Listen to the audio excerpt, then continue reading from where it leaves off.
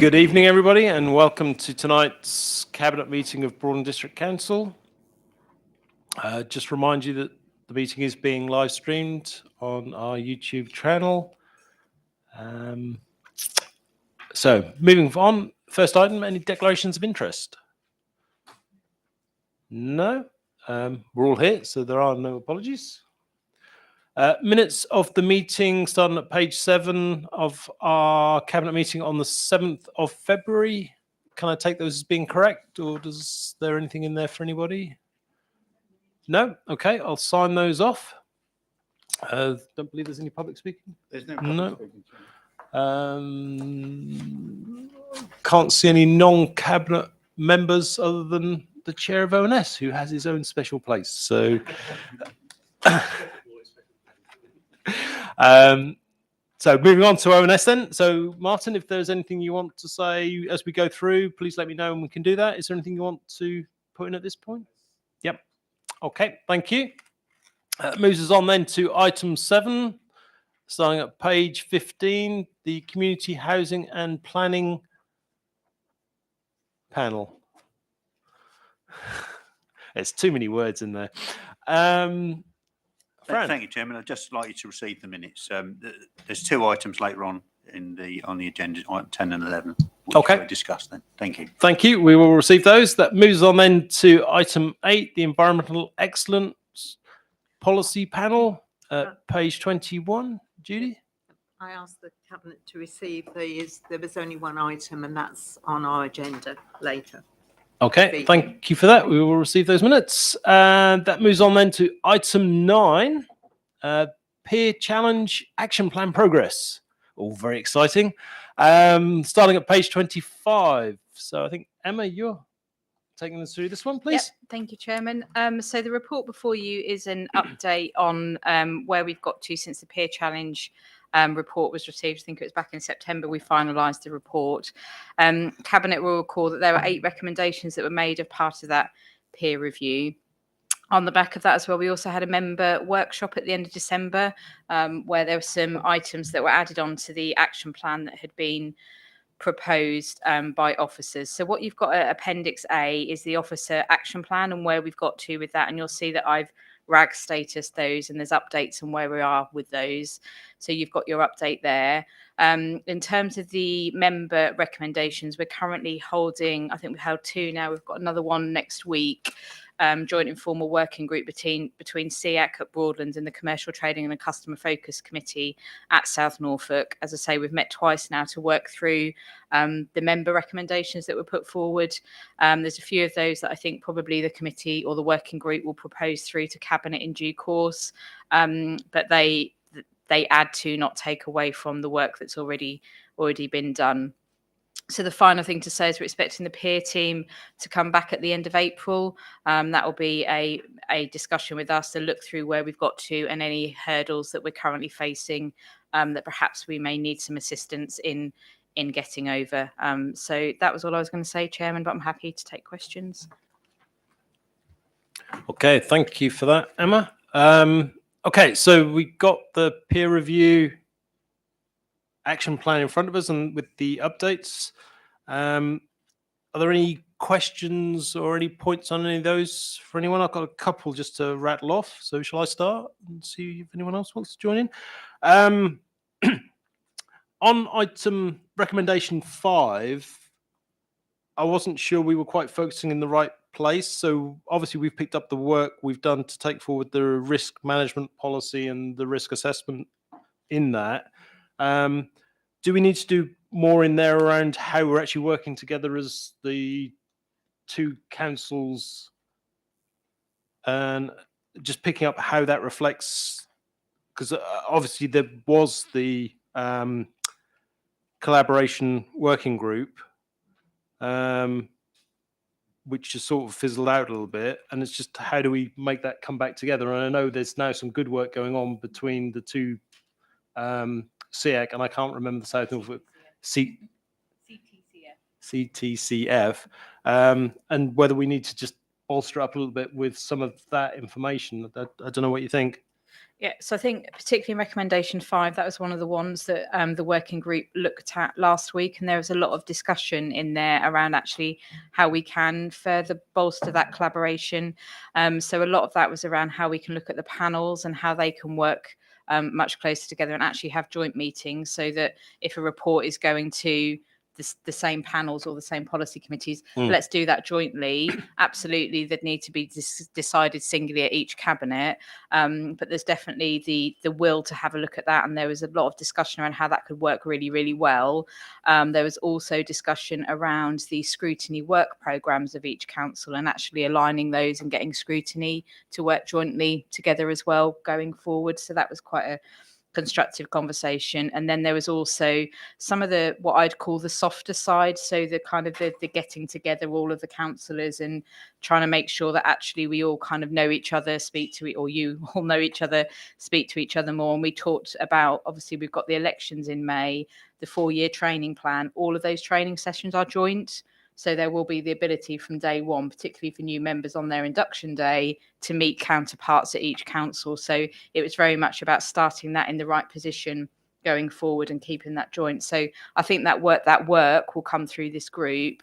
Then we'll need to look at constitutionally how we do and update all that. And I think it could be, again, something that this group could start to work on and formalise what the constitution could look like. Yeah, because again, you mentioned about ONS and how that could possibly work. But again, at the moment, both councils have a slightly different approach, where obviously Broadland is far more robust and far more upfront.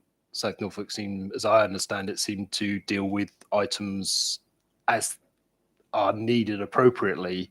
And I'm not sure those two things fit together. But again, that's something for that group to talk through and see where they want to get to. Absolutely. And I think at Broadland, obviously, you have the pre-cabinet, obviously the week before cabinet. South Norfolk don't do that. But what you do have similarly is the other meetings of both scrutinies follow a work programme that is set by each scrutiny committee. And when you look at actually what's on their work programme, it's really, really similar. So you could look to then have those working through the joint scrutiny, which ironically we have already got in the constitution. So it would be something that we could have a go at. Yeah. Yeah, we put it in there for a different reason, but actually that might sit and work well for us. Yeah. The other one I had was under item 6 or recommendation 6. Item 2 talked about the business intelligence program. And it does emphasize it, or does state in there that obviously Broadland have agreed the funding model to move forward, but South Norfolk haven't. Have they still not agreed that? And are we at risk of that program not working? I'm going to look to Debbie to give an update on that, Chairman. Yes, I've got some good news really, in that actually we've been awarded some funding from government to become a pilot and take forward some of the work around our digital strategy and our digital approach. And so we'll be picking up the BI under that as well. So we'll be able to take that one forward. So no, we won't be held back at all. And certainly in talks with SNC, South Norfolk Cabinet, they are keen to progress. They needed to see, though, more of the benefits from doing that work was what they asked for to see. So I don't think it's an unwillingness to take it forward. It's they wanted more clarification around the benefits from that approach. Okay, Trevor? Yeah, Chairman, I was just going to pick up on this is a living document. And I think the last point you made, we need to update before the peer review team come to see us on the points you made. And also that's the one you've just picked up will also be updated in light of the funding. And also South Norfolk Cabinet invited it to come back to them. So it wasn't a lack of intent to move forward. It was actually, can we have some clarification and more detail, please?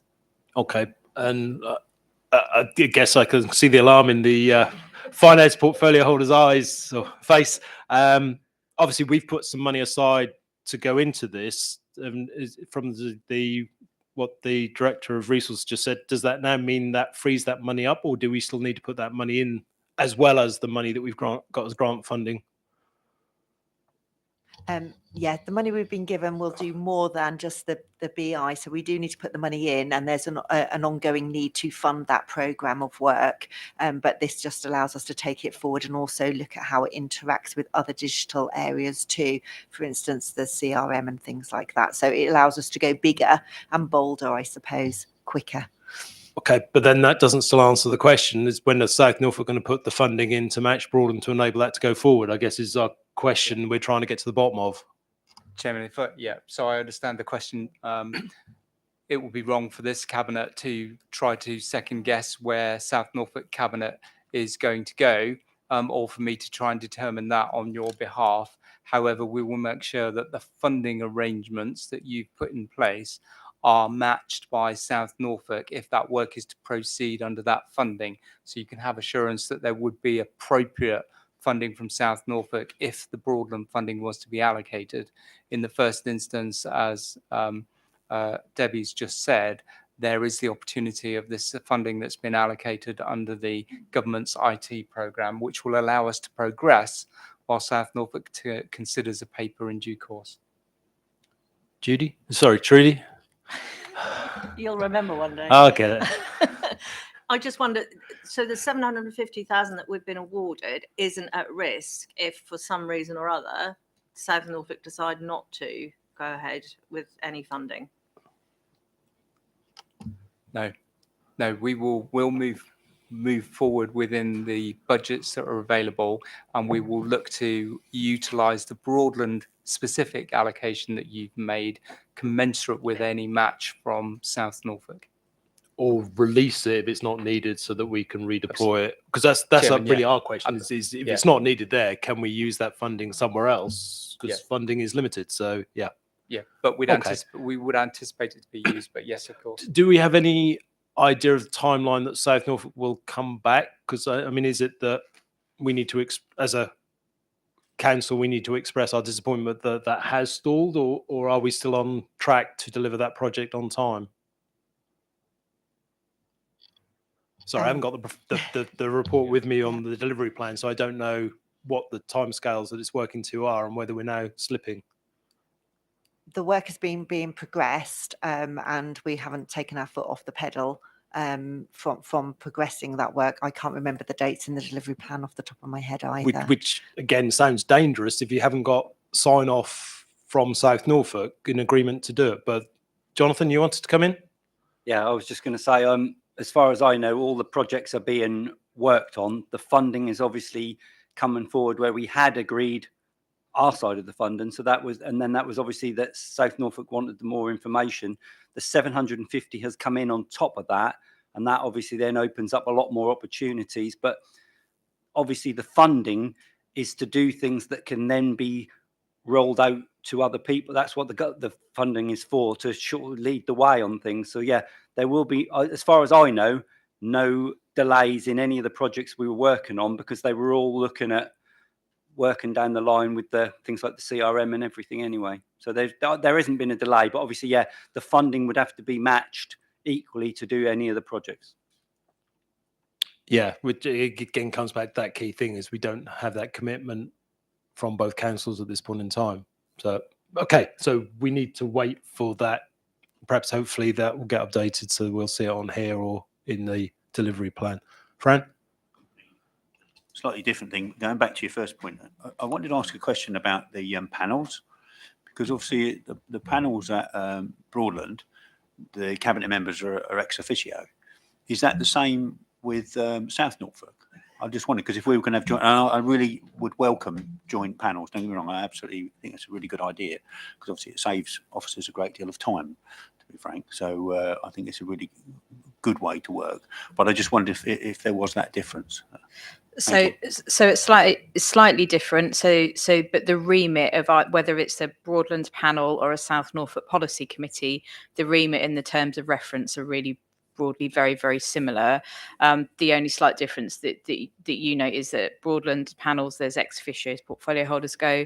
The approach that's taken at South Norfolk is its deputy cabinet members are part of that. So it's a similar way of making sure that cabinet have that oversight, because what it makes sure is that you've got the right people around the table when you're formulating that. It's just a slightly different approach across the two that, in my view, wouldn't prevent that joint working from going on.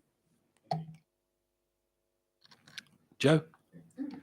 I think this peer challenge has been absolutely brilliant. I was away off sick last July with COVID, unfortunately, and missed the whole of the peer review. So I think we've made real progress along the way, and this has certainly helped. And I would welcome more interaction with our colleagues at South Norfolk, especially if there are more socials, maybe after the election, because I know it's an incredibly busy time. And I just wanted to highlight the very successful business awards that we had just about 2 weeks ago in conjunction with South Norfolk, and how well run and received it was, the two councils working together to honour our business community. So I just want to thank all the officers for all the work they've done on those sort of events, and more of those, please. Thank you. Thank you for that, Joe. Okay, anything for anybody else? No? Okay, so the recommendation is to endorse the progress that's been made, and the peer review group, I think, are coming back to see us towards the back end of April. So again, Joe, opportunity there to see them and be part of that. But yeah, it's just been a really good experience for us to see, one, how we've been held up to be good at what we do, but also two, how we can improve what we do despite that, and still do even more. So that's really good. So the recommendation is to endorse the progress that has been made since the peer challenge in 2022, and I assume I can just take that we'll endorse it unless anyone else has got any issues. No, so we'll endorse that. Okay, so that moves us on then to item 10 on page 43, the Greater Norwich 5-year infrastructure investment plan and annual growth programme. Good evening, Helen. Good evening. So I assume you are presenting this? Yes, I'm not Paul Harris. Good. Yeah, I did get that. Yep. Okay, so over to you. Thank you. So hopefully members will be aware that we come to you every year with the annual growth programme and updates on the 5-year infrastructure plan, which includes progress on all projects, but also sets out what we will be prioritising in the next annual growth plan. So as outlined within your agenda, there is one proposal coming forward for Broadland District Council in this annual growth plan, which is for the 3G pitch at Aylsham, with a sum of 250k going towards that project. You'll note from the recommendation, I won't go over it in detail unless you've got specific questions, that obviously we're looking to endorse that, but also introduce 2 new categories to the infrastructure investment plan, which is some match funding and also some major infrastructure projects. The latter being for those projects that are of, by nature, those major infrastructure that need to come forward, but to allow those to come forward in a stepped approach, because obviously at the moment everything has to be shovel ready and those projects have a longer lead in time. So that allows some of those greater infrastructure proposals to come forward earlier. Also looking to have the education sum this year of 2.5 million. Normally in the annual growth plan it's 2 million, but also looking to look at how we draw that down. So you'll see that as one of your recommendations. The other element of this recommendation is all to draw down the 10 million of SIL for the Long Stratton bypass. Initially it was agreed at 6.73, but we're now looking to draw down the full amount of 10 million. Obviously, if you've got any questions, here to answer them.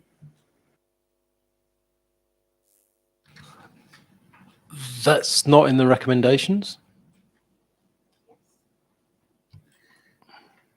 Unless they differ to the sheet I've got. Recommendation B is agrees the signing of a deed of variation.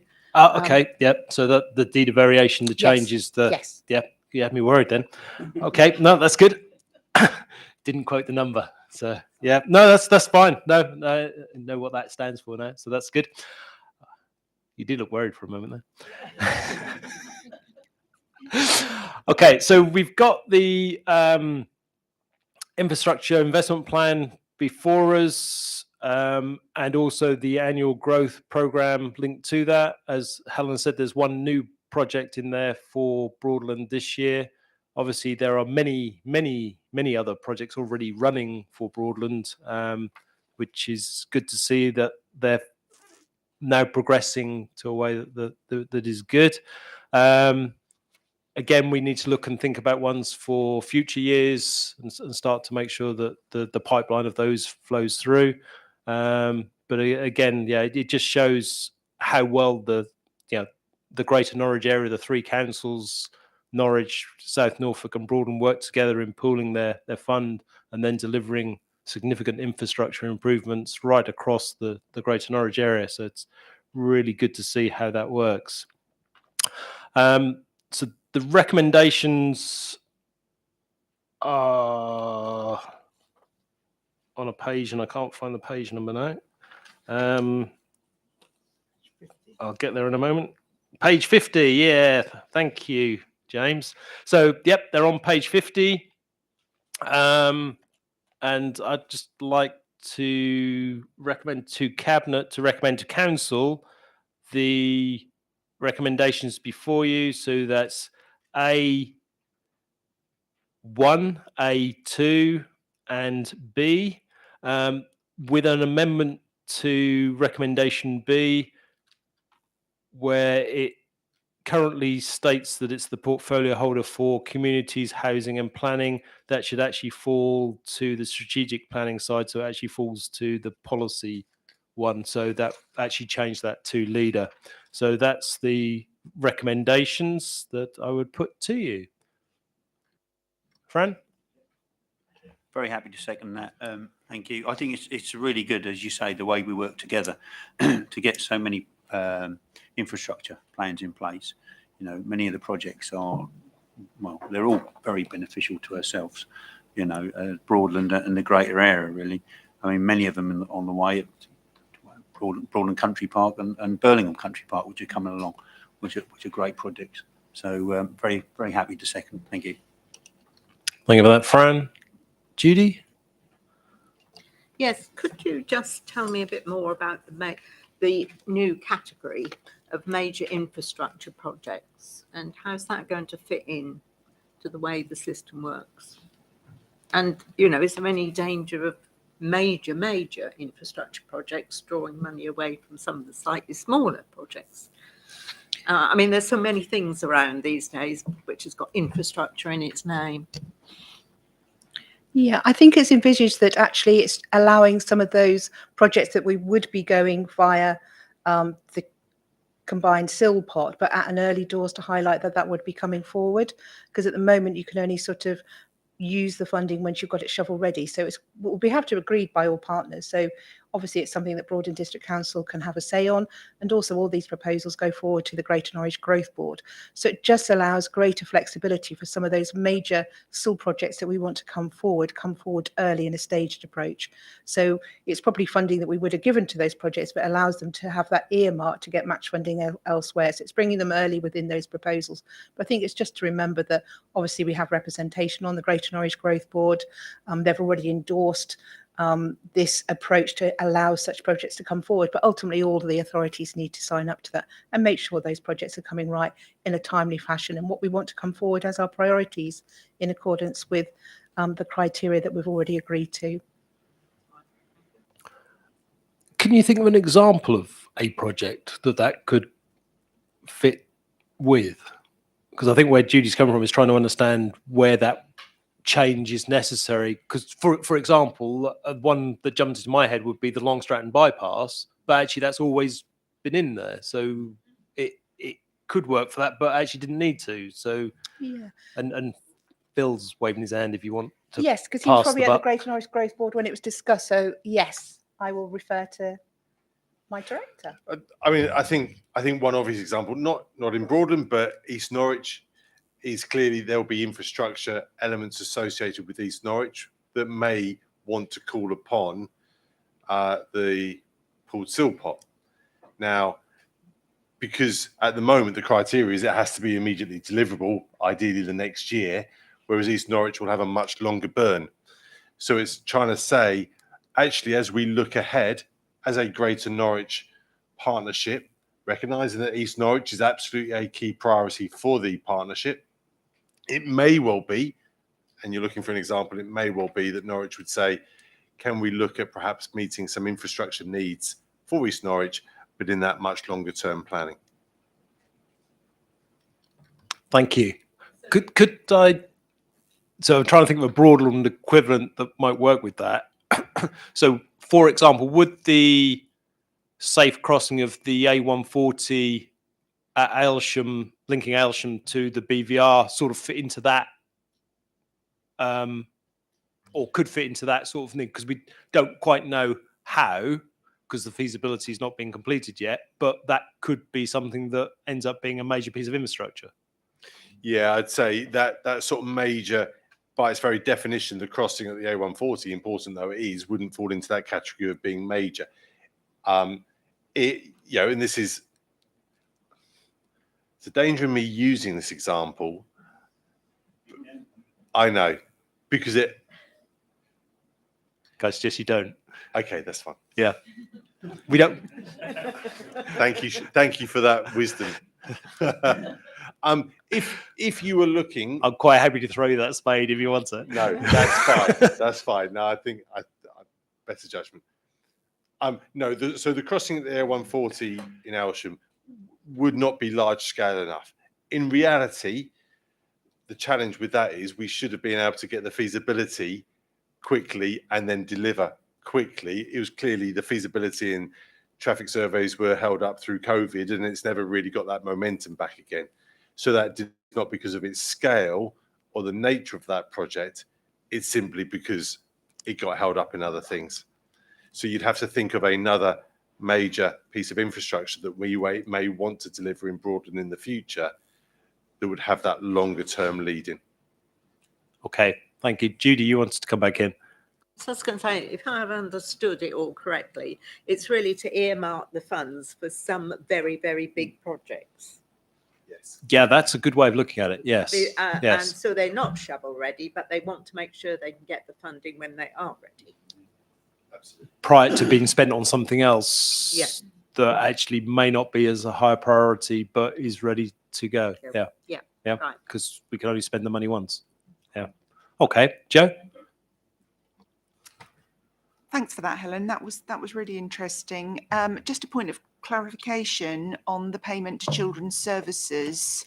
I see that they're receiving 2.5 million. I guess that's a year, and I thought, has that increased from 2 million?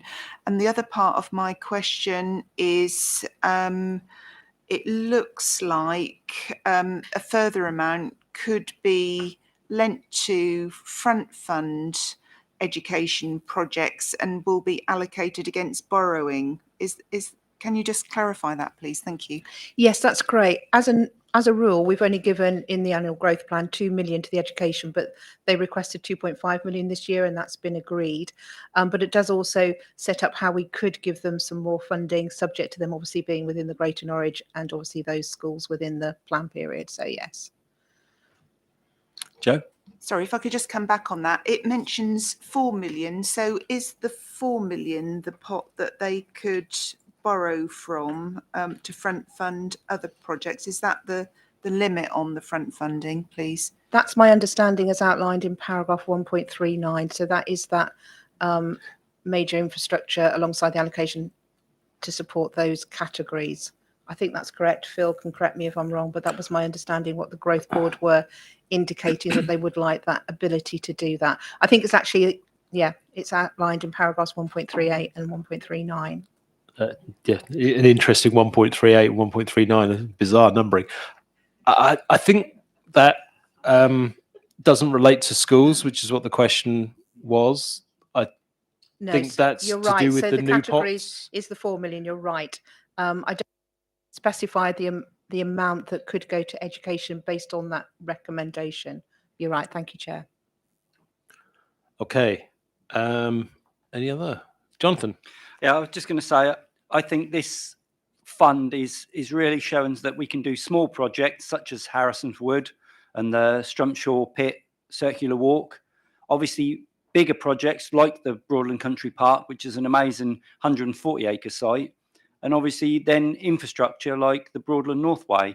And these big and small projects are all very important in their own right. And I think this is where we look at what we can do with this fund. I think it's really good. Yeah, well put, because all of those things you've listed have made a significant difference to the quality of life in Broadland, and an amazing range of projects. So that's really good. Okay, any other questions? No? Okay, so you've had the recommendations on page 50 proposed and seconded. All those in favour? That's unanimous, Chairman. Thank you. Okay, so that moves us on then to item 11, the Norfolk Recreational Impact Avoidance and Mitigation Programme Governance.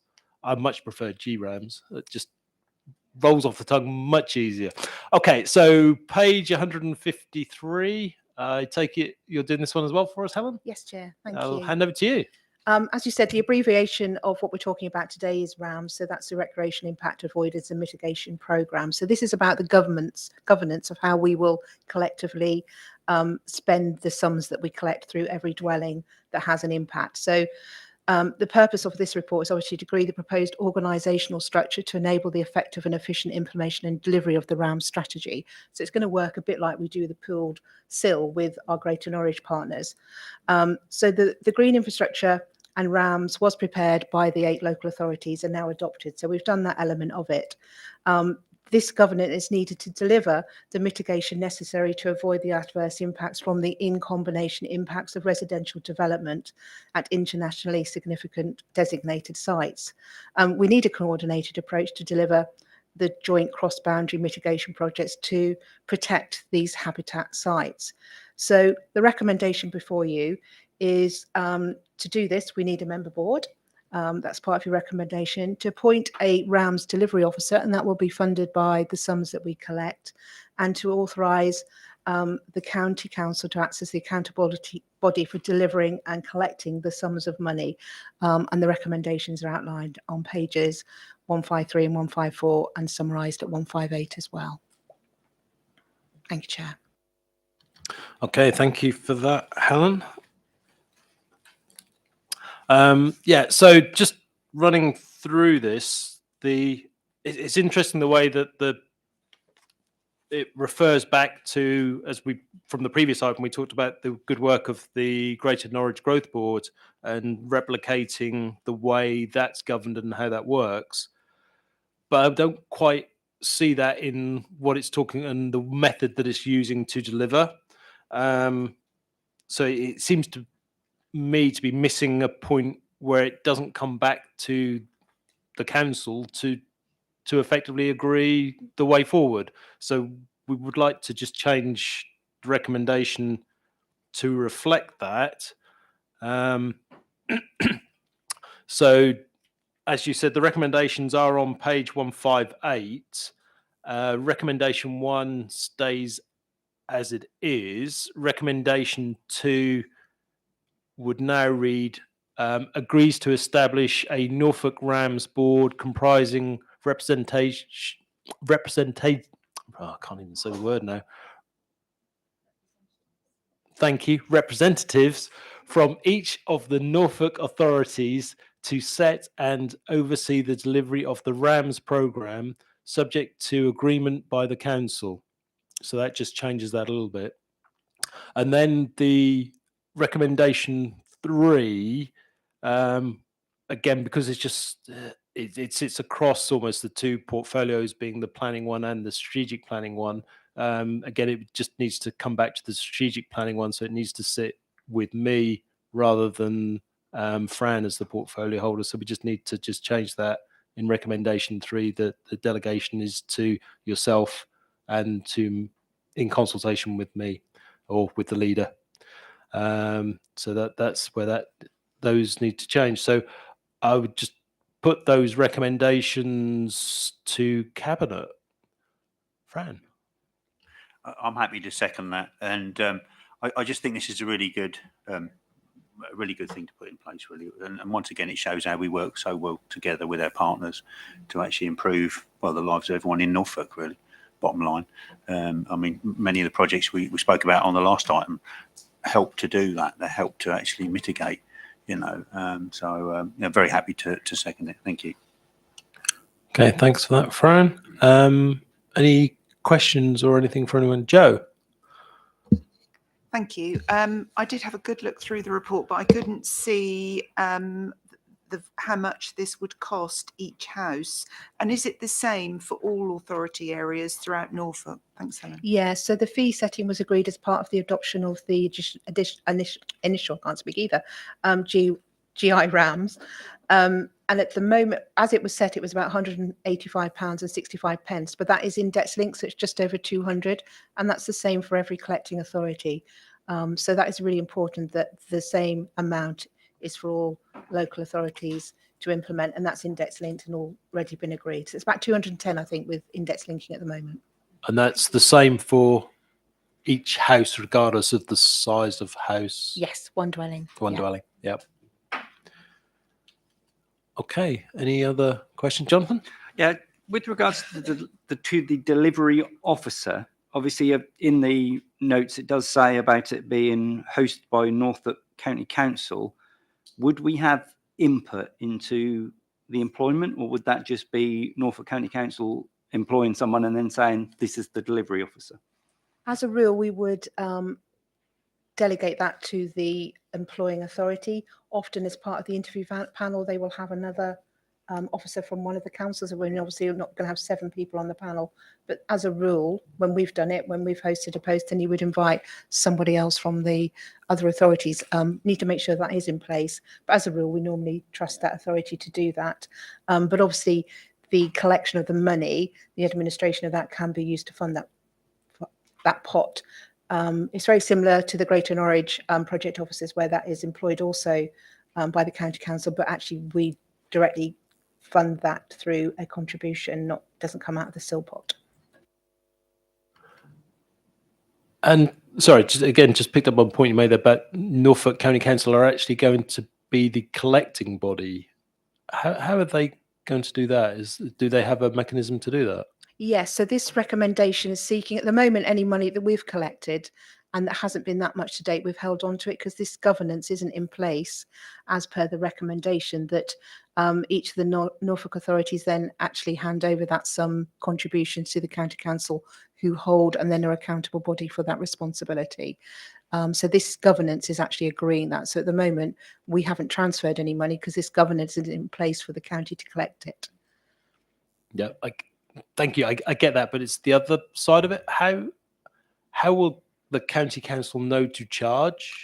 Sorry. Because at the moment we know to charge because Sorry. obviously we recognise when a new dwelling apologies. exists. So we actually do a unilateral agreement to collect the money, and at the moment we can't hand over the money to the county. So we will still do that, but we will be able to hand it over to the authority, which will be the county council. So we will still collect it, but pass it on to the county as the accountable body. So we will do that through our planning permissions.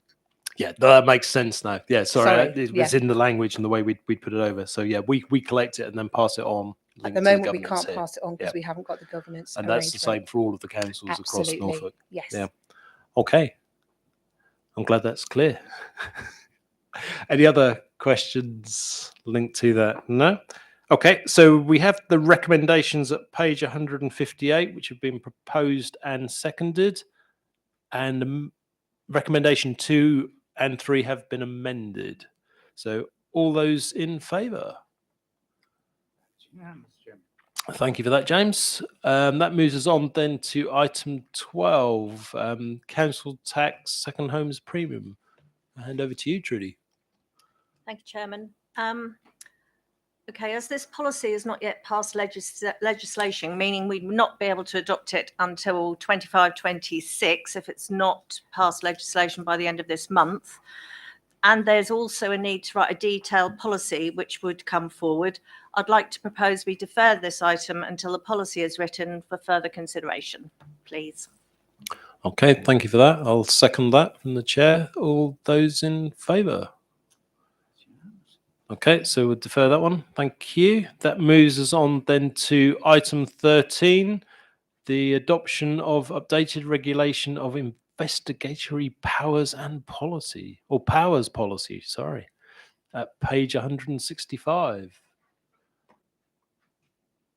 You staying there, Nick? Yeah, no, you can stay there if you want to, or you can come a bit closer. Take a chance. I did say it slowly so you could, but I'll fill in anyway. Okay, good evening to you. Good evening, Terry. So over to you, Nick. Yes, apologies. Collecting thoughts as you were introducing us there. Thank you very much. The item you've all been waiting for this evening.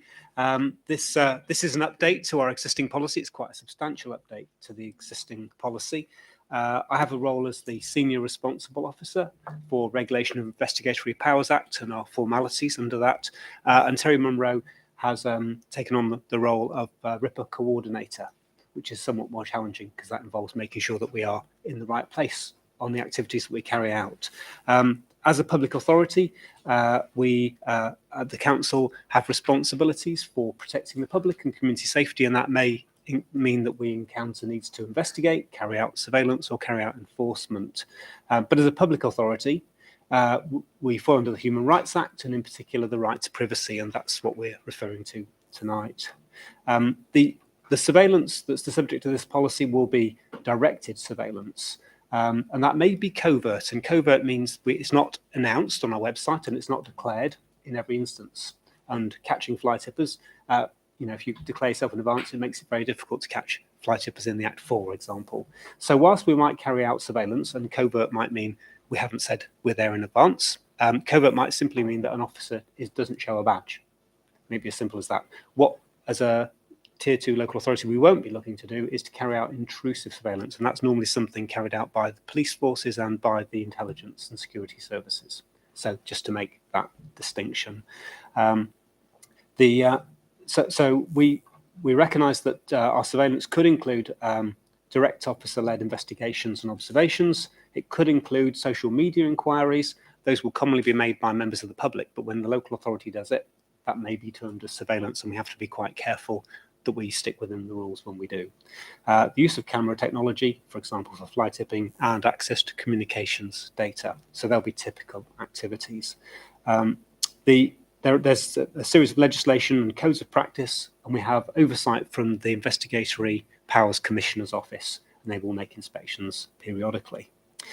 So I've mentioned two roles already, and the final role is that of authorising officers, which we've cast at senior manager level, to pre-approve applications for surveillance, just to make sure that what we're doing has the right governance and in the right places. We're training all of our respective officers. We will provide 6 monthly updates in the governance reports that you see, just to give you an overview of surveillance activity that's carried out. The Environmental Excellence Policy Development Panel has previously considered the policy, made several recommendations, and there is one wording amendment that we still need to make, and it's at paragraph 27.2 of the policy, which refers to expiry. And this was in the template provided, but as the document refers to, we don't apply for surveillance authorizations and then allow them to expire. We are expected to cancel them as soon as they're no longer needed. So in the third sentence of paragraph 27.2, we'd like to replace the word expiry with cancellation. So that's one amendment. Apologies, that wasn't here in time for this report.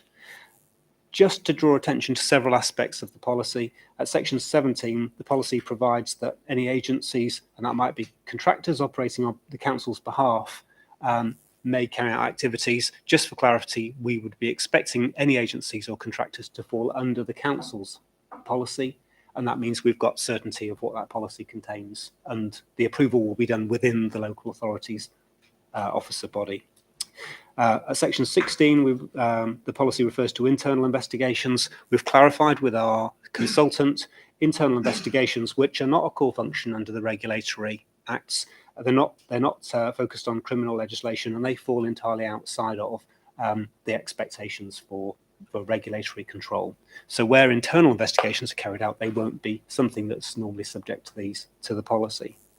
And finally, at sections 18 to 21, those sections refer to covert human intelligence sources, which in a trading standards model could mean test purchasers who are underage, testing whether underage sales are allowed for when they shouldn't. In our case, that will probably mean officers who simply haven't disclosed their identities, and they might be considered covert human intelligence sources. So without further ado, that's just to give you a flavour for the policy as it stands. We have a responsibility to maintain a policy. This is an update, and our consultant's given us a fairly substantial update to the policy, which we'll now enact. again. Thank you. Okay, thank you for that. Judy, anything you want to add? Yes, one or two things. I do appreciate this is not the easiest of policies to read, but I do take the assistant director's point that it was a template was provided. So it does make sure that we're able to operate under best practice, which is always a good idea. I mean, the policy was last reviewed in 2015, so it definitely needs doing. I think the important bits are paragraph 1.2, which is the definition of what it's all about, and the list at 1.5, which shows what activities that the policy covers. So having said all that, not much, a couple of points. It refers to the RIPA working group. Do we have such a group? I've never heard of it. Where the policy refers to a RIPA working group, the intention is that will be an officer working group, just to make sure that the processes that we adopt are a smooth fit with the policy. So it's not intended to be a member working group, but to be an officer working group giving effect in the operational delivery of the policy. And would that have to report anywhere? That purely being an operational working group, it would report to me or through me, so we can provide if there's anything that we need to do by way of extending the training, refining the training, giving best effect, optimizing the delivery of the policy. I would take the ultimate responsibility for that and be answerable to the IPCO inspector when they come to see us, but to yourselves. Right. Okay. And we also want to make a change to the recommendations. Sorry, Emma, I wasn't able to talk to you beforehand. Which gives the ability to make minor changes if necessary, and delegates that authority to the portfolio holder and the assistant director. So I don't know if you can provide some words, or Jane. I can find you some words, and I think we're also going to recommend this onto council as well. Oh, yes. Yes, sorry, I've got that written down as well. Thank you for that. So I would suggest your recommendation is that Cabinet approves to Council the proposed regulation of powers guidance as set in Appendix 1, and that any minor amendments are delegated to the portfolio holder alongside with the Assistant Director going forwards to enable you to do those amendments as needed. Right. Right, in which case then I'd like to recommend, as the monitoring officer has just said. Okay, sorry, I think it's usually the other way around, isn't it? So it's delegated to the officer being the AD in consultation with the portfolio holder. Would that? You are correct. Would you like a job leader? Excellent. Yep. Okay, thank you for that. Joe? Thank you very much. I would like to second the recommendations as altered by the portfolio holder. And I just wanted to ask Nick as well, if I may. You said that some of the surveillance will be done using miners to sort of do test. No, that's wrong. No, sorry, I've got that completely wrong. I do apologise. My concern is all these people testing things with the RIPA policy. Will that be considered within the risk register? Because is there a risk to any of members of staff using this policy? Thank you. Thank you.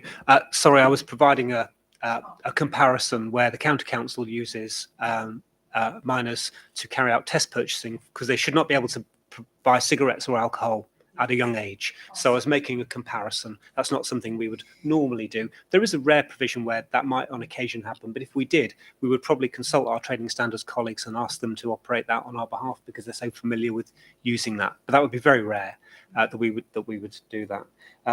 The risks Any risks implicated in carrying out surveillance would be those within the conventional range of activities we provide as a regulator. There is the potential that some surveillance activities could be of a site-specific nature, but we will always, as we always do, make a dynamic risk assessment and ensure that the risks are suitably controlled. If officers are going to sit and make observations over any period of time and they're obvious, that tends to manage the risk in its own right. But we would always be very careful to ensure I don't see any additional entry for risk register required, but it could be a site-specific or an operation-specific risk assessment that we would make in the normal way of health and safety responsibilities. Okay, thank you for that. Any other questions? Fran? Thank you, Chairman. It was on the subject of vulnerable and juvenile CHISs, covert human intelligence sources. On that, obviously these people are under 18 and well, they're vulnerable, but by the description there, and they can't report back on their parents and whatever. I understand that, but if they were to report back, would you get agreement from their parents first that they could actually work with you, or would you interview them with their parents or another appropriate adult? I just wonder, because it doesn't say that in here, so that was my question really. Thank you. To be honest, I don't foresee the circumstances where we would use underage people as covert human intelligence sources. It's typically going to refer to our officers or agents and contractors employed directly by the local authority. If there were ever any use made of test purchasing by minors, then the Trading Standards Service at the County Council has an elaborate set of arrangements to ensure that that's all fully understood, fully versed with parents, and that there's suitable monitoring and supervision of that activity if it takes place. That's the sort of thing that happens through county councils typically, or training standards authorities up and down the country. Again, we would expect to come under their management of such activities rather than conducting them through the district council. But I really don't foresee that we're going to be targeting that sort of activity using underage people. It's interesting how an example you use of another agency and how they work has really hooked people's concern around, or Cabinet's concern around that. So we need to get over your example, or I'll throw you a spade and help you out in a moment. Fran, you want to come back? Yeah, thank you. I just think it's not very safe to rely upon someone else's policy, really. I'd rather see safeguards built into our policy if we're actually talking about this within our policy, talking about using young people, vulnerable people, then I think the safeguards should be in our policy rather than relying upon someone else. So that's my point, really. Thank you. Okay, Terry was indicating she wanted to come in. Terry? Give you some reassurance. I've been doing this now since 1999, and a district council, to the best of my knowledge, and certainly neither of the two I've worked with have ever used an under 18.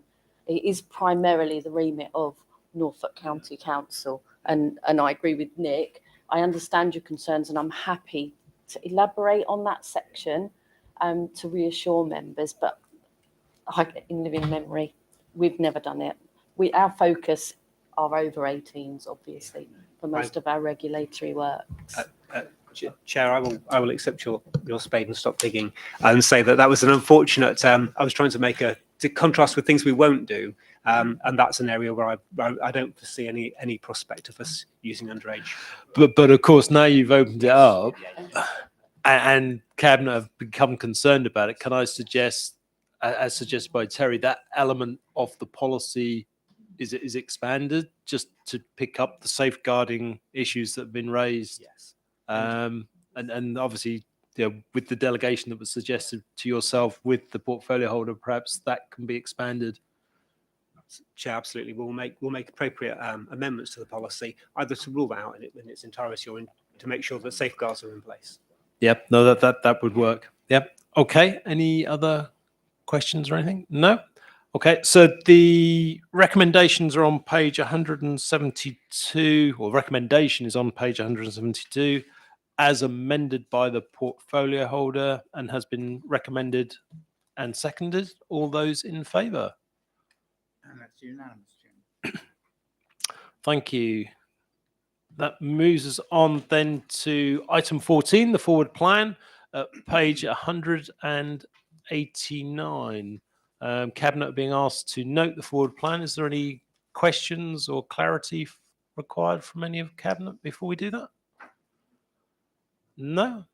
Okay, anything the monitoring officer wants to add to the forward plan? Yeah, you saw me at the corner of your eye. Just to note, obviously this evening you've not had the performance report for Q3, so that will come to you in April. Yeah, sorry, thank you. I meant to mention that and forgot. So yes, that will come to us in April. Okay, so Cabinet therefore will note the forward plan, and we move forward then on to item 15. So item 15, I move that the press and public be excluded from the meeting for the remaining items of business, because otherwise information which is exempt information by virtue of paragraph 3 of part 1 of schedule 12A of the Local Government Act 1972 as amended by the Local Government Access to Information Variation Order 2006 would be disclosed to them.